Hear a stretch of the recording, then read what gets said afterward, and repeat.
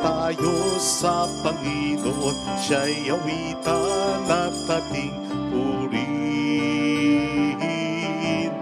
Ating sambahin ang Panginoon, ang ating kublihat lakas.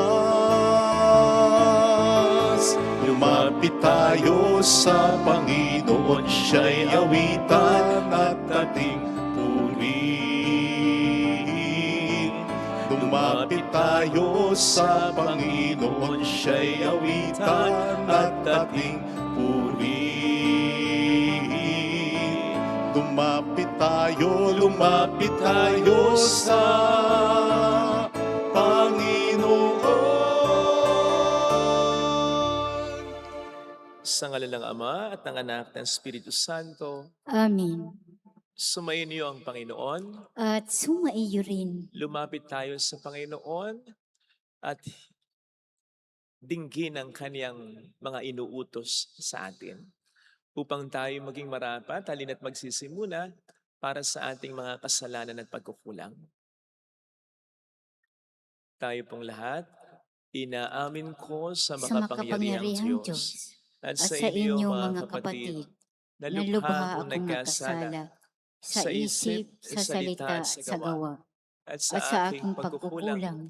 Kaya isinasamo ko sa mahal na Birheng Maria, sa lahat ng mga anghel at mga banal, at sa inyong mga kapatid, na ako'y ipanalangin sa Panginoong ating Diyos. Kaawaan tayo na mapagmahal na Diyos, patawarin sa ating mga sala, at patnubayan hanggang sa buhay na walang hanggan. Amen. Panginoon, kaawaan mo kami. Panginoon, kaawaan mo kami. Kristo, kaawaan mo kami. Kristo, kaawaan mo kami. Panginoon, kaawaan mo kami. Panginoon, kaawaan mo kami. Yumuko tayo, maaaring ibulong sa Panginoon ang ating intensyon.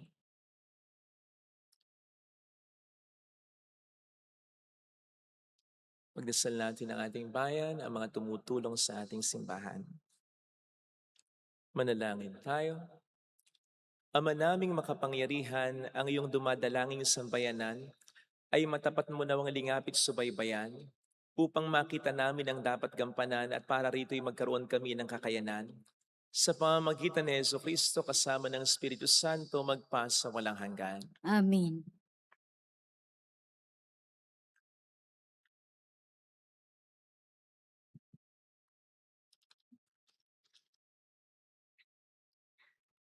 Ang salita ng Diyos mula sa unang aklat ni Samuel.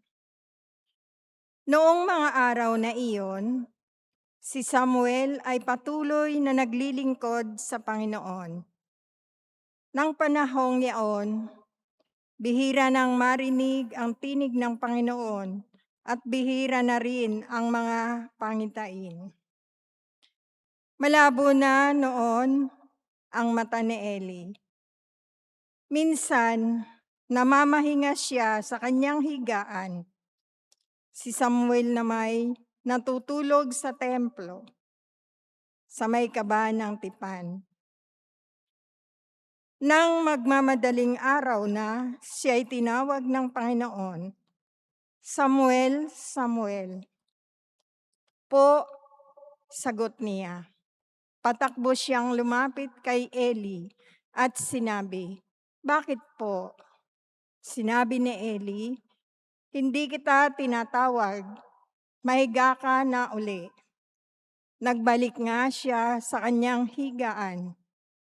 Tinawag siya uli ng Panginoon. Bumangon siya, lumapit kay Eli at itinanong, "Tinatawag po ba ninyo ako?" Sinabi ni Eli, "Hindi kita tinawag, anak. Mahiga ka na uli." Hindi pa kilala ni Samuel ang Panginoon sapagkat hindi pa siya kinakausap nito. Sa ikatlong beses nang tawagin siya, lumapit uli siya kay Eli at sinabi, "Narinig ko pong tinawag ninyo ako." Naisip ni Eli na ang Panginoon ang tumatawag kay Samuel. Kaya sinabi niya, "Sige, maiga ka uli. Kapag narinig mo pang tinawag ka, ganito ang sabihin mo, magsalita po kayo, Panginoon. Nakikinig po ang inyong lingkod." At muling nahiga si Samuel. Ang Panginoon ay lumapit kay Samuel at tinawag ito. Sumagot si Samuel, "Magsalita po kayo, nakikinig ang inyong lingkod." Habang lumalaki si Samuel, patuloy siyang pinapatnubayan ng Panginoon at nagkatotoo ang lahat ng sinabi niya. Dahil dito, kinilala ng buong Israel mula sa Dan hanggang sa Beersheba na si Samuel ay isang tunay na propeta ng Panginoon. Ang salita ng Diyos. Salamat sa Diyos. Handa akong naririto upang sundin ang loob mo. Handa akong naririto upang sundin ang loob mo. Ako ay naghintay sa aking Panginoon at dininig niya ang aking pagtaghoy. Mapalad ang taong may tiwala sa Diyos at sa Diyos ay hindi dumudulog, hindi sumasama sa nananambahan sa mga nagkalat na Diyos-Diyosan. Handa akong naririto upang sundin ang loob mo. Ang mga panghandog, pati mga hain, at mga hayop ay handang sunugin, hindi mo naibig sa damba na dalhin, upang yaoy salay iyong patawarin sa halip. Ang iyong kaloob sa akin ay ang pandinig ko upang ika'y dinggin. Handa akong naririto upang sundin ang loob mo. Kaya ang tugon ko, ako'y naririto. Nasa kasuotan ang mga turo mo. Ang nais kong sundi, iyo'y kalooban. Aking itatago sa puso ang aral. Handa akong naririto upang sundin ang loob mo. Ang pagliligtas mo'y aking inihayag, saan man magtipon ang iyong mga anak. Di ko titigil ng pagpapahayag. Handa akong naririto upang sundin ang loob mo.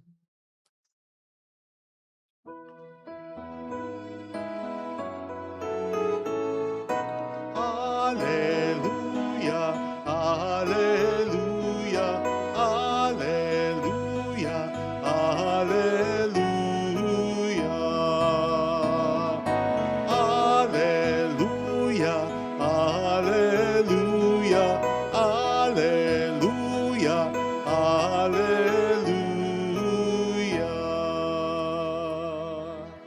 Sumayin niyo ang Panginoon. At sumaiyo rin, Ang mabuting balita ng Panginoon ayon kay San Marcos. papuri sa iyo, Panginoon. Noong panahong iyon, mula sa sinagoga, si Jesus ay nagtuloy sa bahay ni na Simon at Andres. Kasama niya sina Santiago at Juan.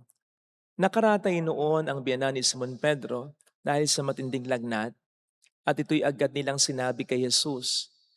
Nilapitan ni Jesus ang babae, hinawakan sa kamay at ibinangon. Noon di inibsan ito ng lagnat at naglingkod sa kanila. Pagkalubog ng araw, dinala kay Jesus ang lahat ng may sakit at ang mga inaalihan ng demonyo.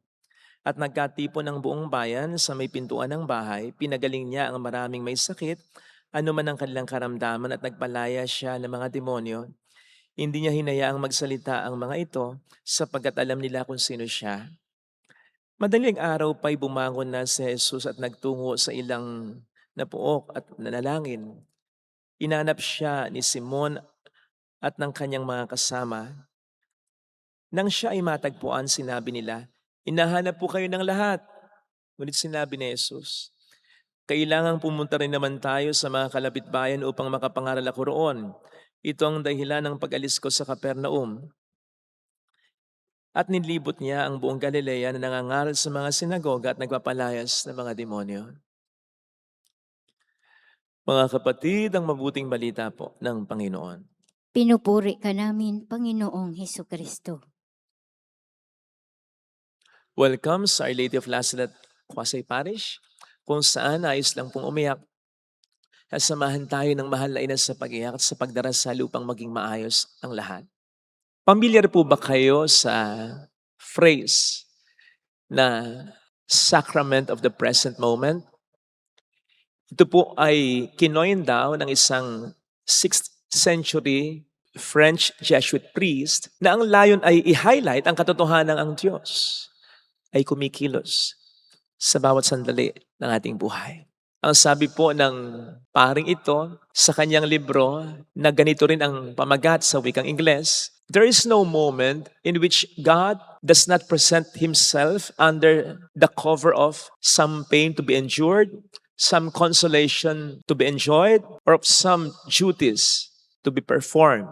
In other words, anuman ang ating sitwasyon, ang Diyos ay nagbibigay ng pagkakataon na makaramdam tayo ng grasya at nang sa gayon ay mas mapaglingkuran natin siya, mas dakilain natin siya, anuman ang ating karanasan sa buhay. Kaya bawat sandali ay sandali ng grasya, moment of grace. Hindi ito wala lang o walang kabuluhan, walang patutunguhan. Meron. Sapagkat sa bawat sandali ay nandoon ang Panginoon. Siya ang Alpha at ang Omega. Ang pakilala niya, I am who am. Siya ay nasa present na pagkakataon. At kapag ang Diyos ay nasa kasalukuyang pagkakataon, siguradong may grasya pag ganoon. Kailangan lamang natin maging sensitibo dito para hindi natin maipalampas at masayang ang grasyang ito. Yan po ang makikita natin sa buhay ng ating Panginoong Jesucristo. Sipin ninyo, 33 years old lamang siya nang siya'y mamatay, pero enough na enough ang 33 years na yon para gawin niya ang kalooban ng Ama para sa kanya. So much so na masaya siya nang mamatay. Masaya in such a way na fulfilled. Masaya in such a way na nagawa niya kasi ang kalooban ng Ama. Kaya naman ang Diyos Ama ay nalulugod din sa Kanya. Yan po ang katotohanang makikita natin sa buhay ng ating Panginoon na ipinipresenta sa Kanyang typical na schedule sa ating Ebanghelyo ngayon. Typically, napaka-busy niya, napaka-hectic ng schedule niya, pero pansinin po ninyo, hindi toxic. Hindi ito burden sa Kanya. Hindi ito nakasasama sa Kanya in such a way na nagagawa niyang dapat niyang gawin. Ang gustong ipagawa ng Ama sa Kanya, hindi niya naisasakripisyo ang mga bagay na tunay mahalaga para lamang sa mga bagay na hindi ganong mahalaga. Kasi nga, sensitibo siya as sacrament of the present moment to the promptings of the Holy Spirit, to the leadings of God in His life. No wonder kahit 33 years old lamang siya namatay, fulfilled siya kasi nagawa niya ang kalooban ng kanyang Ama para sa wala siyang inaksayang pagkakataon sapagkat bawat pagkakataon na maximize niya upang ang Diyos ay mapapurihan niya anuman ang kalalagayan niya. Narinig naman po natin sa ating Ebanghelyo na siya dinudumog na ng maraming mga tao. Kaya nga parang excited ang kanyang mga disipulong i-report sa kanya, hinahanap po kayo ng lahat. Kasi ang gusto ng kanyang mga disipulo, manatili na lamang sila roon. At napakalaking temptation yun para sa Panginoon. Kasi ano ba naman ang malaking kaibahan nun? Tao rin naman yung mga paglilingkuran niya kung mananatili siya sa lugar na yon. Kung paanong tao rin yung paglilingkuran niya. Saan man siya nagnanais na pumunta. May mga taong may sakit pa na hindi pa niya napapagaling. May mga taong nangangailangan pa rin niyang makasalamuha. Napakalakas ang temptasyon sa Panginoon na manatili roon. Napakinggan yung sinasabi ng maraming tao, pati na ng kanyang mga disipulo, pati na ng katawang lupa niya na pagod na. Pero hindi nito nadaig. Gaano man kalakas sa mga boses na ito, hindi nito nadaig ang boses ng Ama na nagsasabing, umalis ka sa lugar na ito. Sa iba ka naman mangaral, maglingkod, gumawa ng mga himala at milagro. Ganyan ang ating Panginoon. Kasi nga, katulad din ng makikita natin sa Ebanghelyo ngayon, He is in constant communication with the Father. Lagi siyang nagdarasal. Gaano man siya kabisi, kaya lagi niya rin nagagawa ang kalooban ng Ama. Sapagkat nandoon sa kalooban ng Ama ang grasya na ating makukuha. Grasya para magawa natin yon at grasya na kapag nagawa na natin yung kalooban ng Amang iyon, mas mararamdaman natin ang magandang epekto noon. Ilan kaya sa atin ang ganito, laging nagdarasal at sa bawat sandali ng kanyang buhay ay conscious sa kalooban ng Diyos. Yung hindi gagawin ng isang bagay na alam niyang hindi kalooban ng Diyos at that very moment, na gagawin ng isang bagay na alam niyang kalooban ng Diyos at that very moment, ay surely marami tayong mga problemang maiwasan kung ang lagi nating magiging sistema sa buhay ay ganyan. Kung hindi natin iiwanan ng Panginoon sa simbahan, and then lalabas tayo na bahala na tayo sa buhay natin na parang di na natin siya inaalala, much more pinakikinggan. Marami tayong mga problemang maiiwasan kung lagi na lamang tayong magiging conscious sa kaniyang kalooban. Marami tayong mga kalungkutan at mga moments na walang kahulugan na maiiwasan. Magkakaroon ng direksyon ng ating buhay. Hindi tayo papasok sa anumang trabaho, hindi tayo magsisimula ng anumang negosyo, hindi tayo makikisama sa isang tao na mali kung tayo ay laging sensitibo sa kalooban ng Diyos para sa atin. But then, hindi lamang din po sapat na maging sensitibo tayo, ha? Dapat may tapang din tayo, may sipag din tayo, may determination din tayo na gawin ito. Kasi madalas nandun naman eh. Kahit nga kung minsan hindi tayo madalas magdasal because God cares for us very much. And because we have the presence of the Holy Spirit in our hearts, kinagabayan naman niya tayo. Gawin mo yan. Huwag mong gawin yan. Ang problema, wala tayong determinasyon na ituloy yon, na sundin yon. Kamakailan ay nagkaroon po tayo dito ng late Christmas party. Mga pamayanan dito kasama ng mga staff and personnel.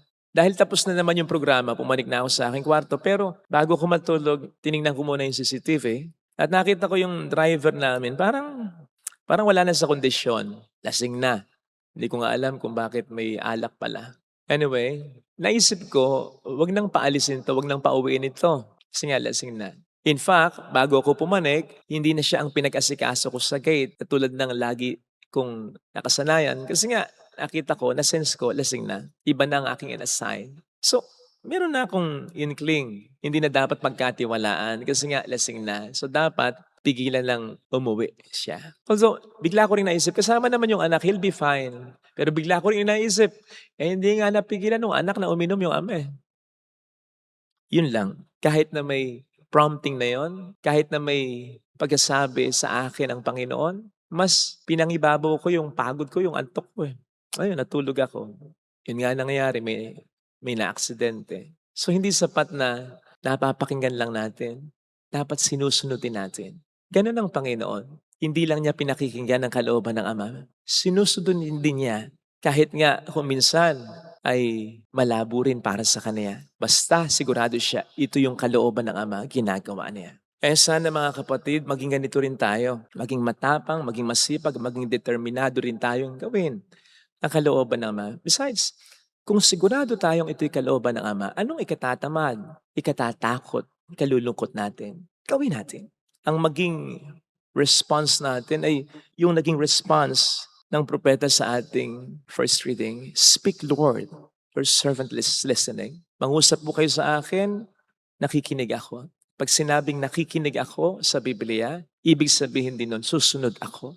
Sa una lang naman po magiging mahirap, magiging masakit, magiging boring, pero sa huli, kung ito'y kalooban ng Diyos, makikita natin na mag-unfold, magiging maayos din ang lahat. Ito sana ang hilingin nating biyaya ngayon sa ating banal na pagdiriwang. Ilagay natin ang ating kanang kamay sa tapat ng ating puso.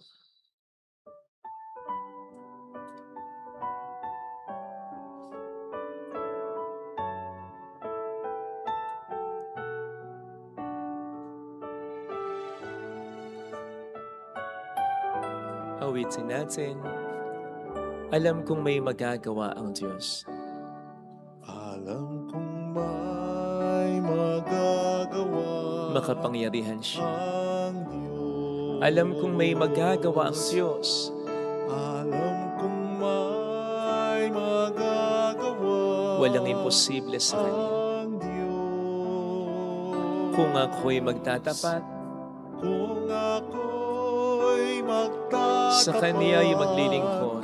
Sa Kanya'y maglilingkod. Alam kong may magagawa ang Diyos. May ginagawa siya.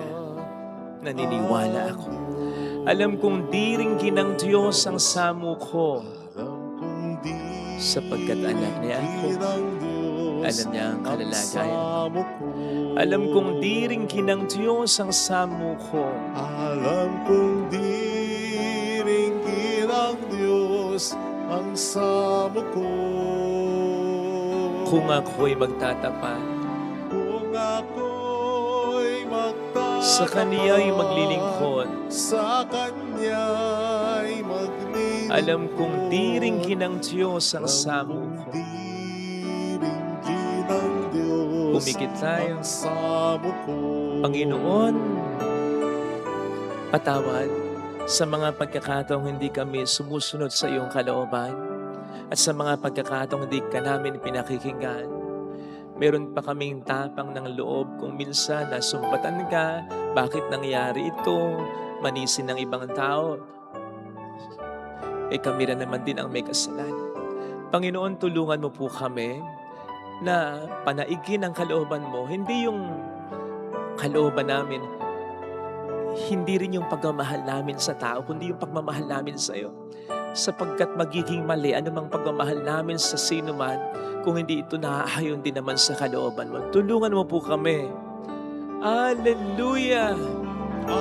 Pagod na rin kaming gawin ang kalooban namin. Pagod na kami sa mga pangit na epekto nito. Pagod na kami sa kawalang direksyon ng aming buhay. Siya ay muling babalik sa atin. Hindi kanya iiwan. Hindi kanya pababayaan. Manindigan tayo sa kung anong tama, kapatid. Hallelujah! Huwag na nating pahabain ang pag-suffer natin at ng iba upang tayo ay kung talagang gusto nating maging maayos ang buhay natin, gawin na natin ang kalooban ng Diyos para sa atin. Mayroong magandang mangyayari sa iyo. Higit pa sa inaasahan mo sapagkat mahal ka ng Diyos. Kaya siya nangungusap sa iyo. Kaya kanya kinukonsensya. Kaya kanya ginagabayan. Sinasagot na niya ang panalangin mo sa pamamagitan ng promptings, leadings niya sa iyo. Ayaw mo lang makinig. Gusto mong gawin ang mga bagay sa sarili mong diskarte. Hindi ka pa ba nadadala? Hindi ka pa ba napapagod? Hindi ka pa ba natututo? Sumunod ka na. Panindigan ka na. Gawin mo na ang gusto niya. Papuri sa Ama at sa Anak sa Espiritu Santo. Kapara noong sa unang-una, ngayon at magpakailanman, at magpasawalang hanggan. Amen. Pag-aalay.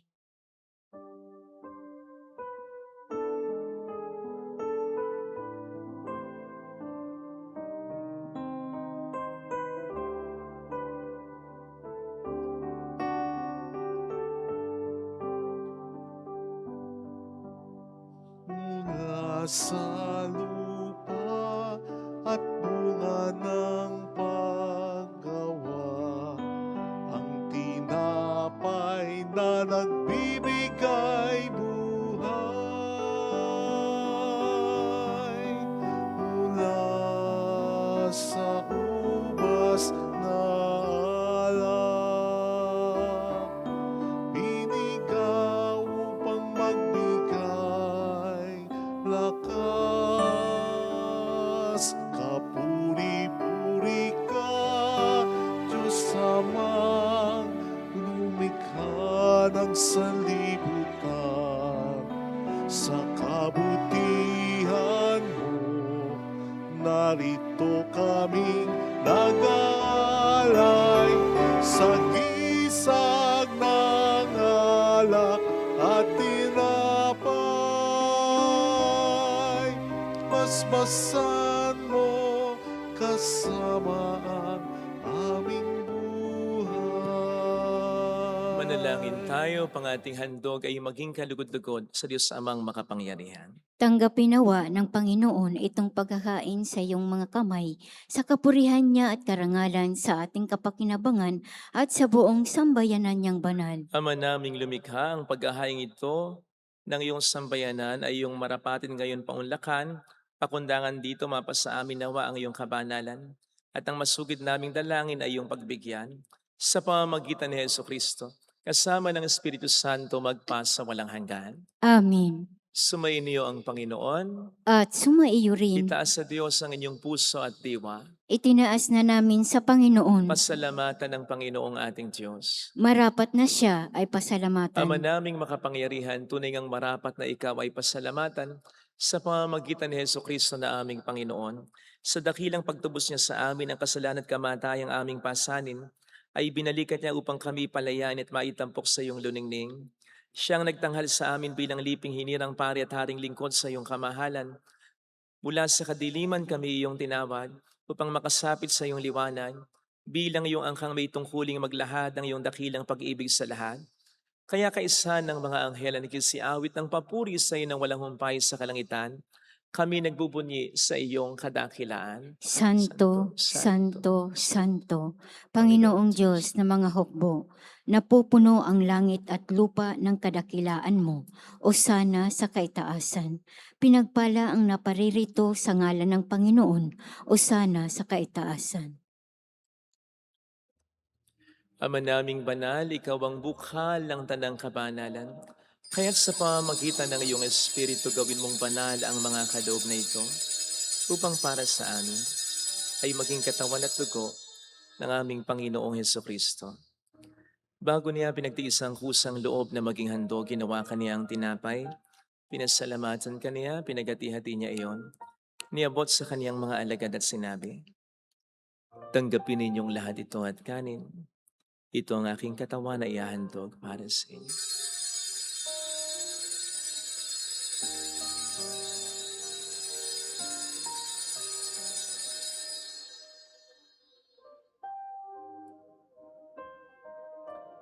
Gayun din naman nang matapos ang hapunan, hinawakan niya ang kalis, muli kaniyang pinasalamatan. Iniabot niya ang kalis sa kaniyang mga alagad at sinabi, "Tanggapin ninyong lahat ito at inumin. Ito ang kalis ng aking dugo ng bago't walang hanggang tipan. Ang aking dugo na ibubuhos para sa inyo at para sa lahat. Sa ikapagpapatawad ng mga kasalanan, gawin niyo ito sa pag-alala sa akin."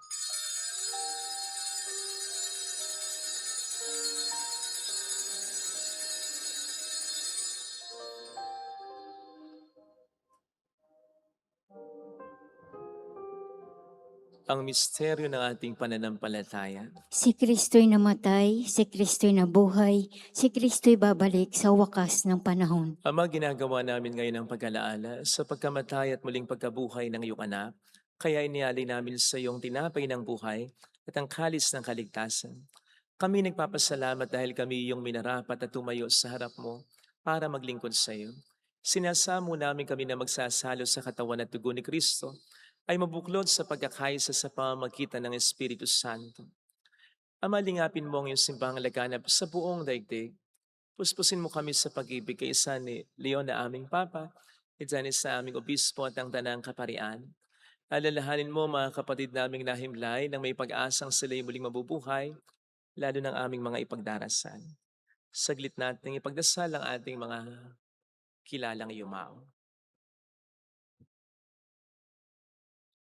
Kaawaan mo sila at patuloyin sa iyong kaliwanagan. Kaawaan mo at pagkingtapatin kaming lahat na makasalo sa iyong buhay na walang wakas, kaysa ang mahal na Birhen ng Lasalet ang ina ng Diyos, isanuse ang kabiyak ng kanyang puso lahat ng mga banal na namuhay dito sa daigdig ng kalugod-lugod sa iyo.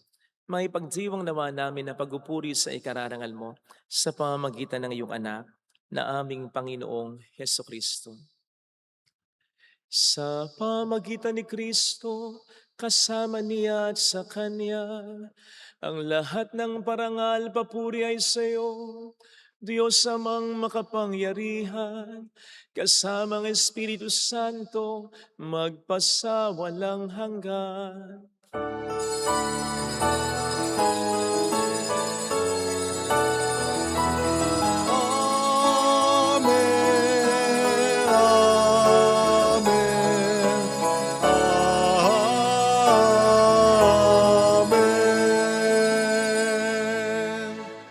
Tumawag tayo sa Ama.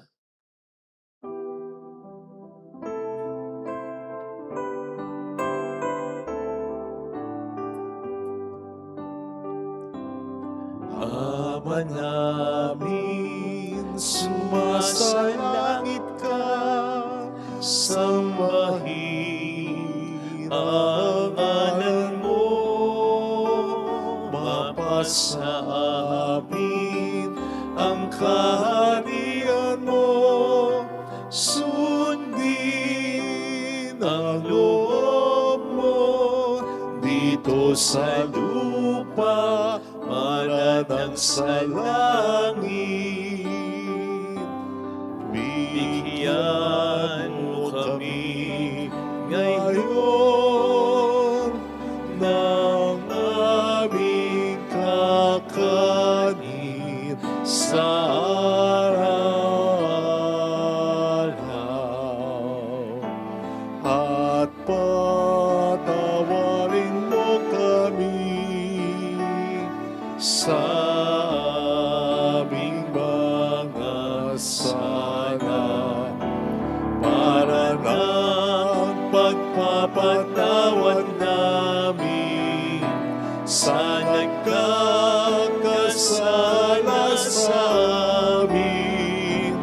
At wag mo kaming ipahintulot sa tukso at ihadya mo kami sa lahat ng masama.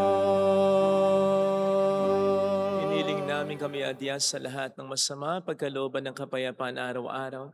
Iligtas sa kasalanan sa kapahamakan samantalang aming pinaghahandaan ang dakilang araw ng pagpapahayag ng tagapagligtas namin si Hesus Kristo. Sapagkat iyo ang kaharian, ang kapangyarihan at ang kapurihan magpakailanman. Amen. Panginoong Hesus Kristo, sinabi mo noon, sinasabi mo rin sa amin ngayon, kapayapaan ang iniiwan ko sa inyo, aking kapayapaan ang binibigay ko. Tunghayin mo po ang aming pananampalataya, wag ang aming pagkakasala. Pagkalooban mo kami ng kapayapaan at pagkakaisa sa iyong kalooban, kasama ang Espiritu Santo magpasa walang hanggan. Amen. Ang kapayapaan ng Panginoon ay sumainyo daw ang lahat. At sumaiyo rin. Magbigayan tayo ng kapayapaan sa isa't isa. Kapayapaan po. Peace be with you. Kordero ng Diyos na nag-aalis ng mga kasalanan ng sanlibutan, maawa ka sa amin. Kordero ng Diyos na nag-aalis ng mga kasalanan ng sanlibutan, maawa ka sa amin. Kordero ng Diyos na nag-aalis ng mga kasalanan ng sanlibutan, ipagkaloob mo sa amin ang kapayapaan.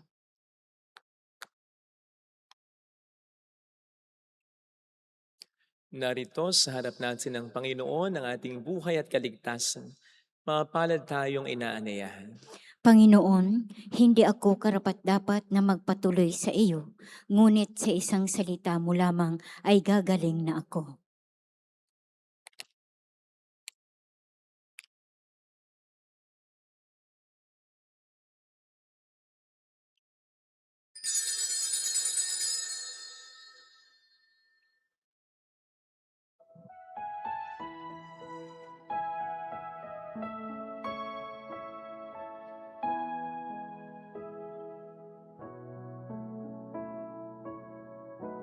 Panginoon, narito ako, naghihintay sa utos mo. Lahat ng yaman ko, Panalangin para sa espiritual na pakikinabang. Panginoong Hesus, ako ay naniniwala na ikaw ay nasa kabanal-banalang sakramento. Iniibig kita ng higit sa lahat at ninanasa kong tanggapin ka sa aking kaluluwa. Sapagkat sa mga sandaling ito, hindi kita matatanggap sa sakramento. Tumuloy ka sa espiritu sa aking puso. Niyayakap kita na parabang naririto ka na. Inaalay ko ng buong buo ang aking sarili sa iyo. Huwag mong hayaang mawalay ako sa iyo. Amen.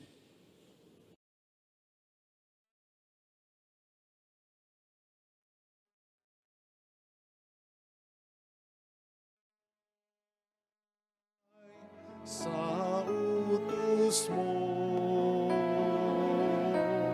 lahat ng yaman ko, alay ko sa'yo. Ikaw ang tanging sa buhay ko, Panginoon. Narito ako. Manalangin tayo. Ama naming mapagmahal, padaluin mo po sa amin ang batis ng Espiritu ng iyong pag-ibig upang kaming pinapagsalo mo sa pagkain iyong bigay para kami pagbuklurin ay magkaisa ng pananalig sa iyo. Sa pamamagitan ni Jesucristo, kasama ng Espiritu Santo magpasa walang hanggan. Amen. Holy God, Holy Mighty One, Holy Immortal One. Have mercy on us and on the whole world. Holy God, Holy Mighty One, Holy Immortal One. Have mercy on us and on the whole world. Holy God, Holy Mighty One, Holy Immortal One. Have mercy on us and on the whole world. Jesus, King of Mercy, We trust in you. alalahanin. Alalahanin, o mahal na Birhen ng Lasalit, ina ng pag-asa. Ikaw ang nagpapaalala sa aming magbalik loob sa Ama. Ito ang nagpapatunay na ang kagandahang loob mo'y nanatiling busilak. Sa pag-aaruga mo sa amin, tungkulin mo'y tinupad. Sa paanan ni Kristo'y itinuring mo kaming mga tunay mong anak, kaya ninais mong ni Isay huwag mapahamak. Maging sa iyong walang tigil na pananalangin, pati luhay pumatak. Huwag naman mawalan ng saysay ang iyong paghihirap. Hiling nawa namin sa iyo o aming inang liyag, na matapos ang pakikibaka namin sa mundong ito, at sa pananatili naming tapat kay Kristo, sa kapurihan mo'y makibahagi kaming ganap, upang kung nasaan ka ngayon ay maparoon din kaming lahat, at ang kaganapan ng kaluwalhatian ng Diyos Amay tuluyang matupad siya nawa. Mahal na Birhen ng Lasalet, tagapagkasundo ng mga makasalanan. Ipanalangin mong walang patid kaming mga dumudulog sa iyo. Marami pong salamat sa inyong pakikiisa at sa mga tulong na binibigay ninyo. Nagiging dahilan para makatulong din po tayo sa mga iba't ibang chapels, simbahan, institutions at individuals. Marami pong salamat. Ang Diyos na po ang bahala sa inyo. Salamat po. Sumainyo ang Panginoon. At sumaiyo Palain rin. kayo kasama ang ating pamilya ng mapagmahal na Diyos, ng Ama at ng Anak, ng Espiritu Santo. Amen. Umayo tayo sa kapayapaan ni Kristo. Salamat sa Diyos.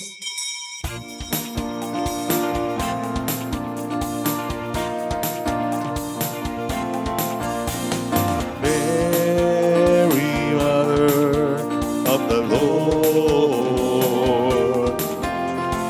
here's a prayer we sing to you. Let your tears sleep in our minds and hearts as once they fell at Lazaret. Tell your people how to live again. Tell your people how to sing again. Tell your people how to dance again. Tell your people how to pray again.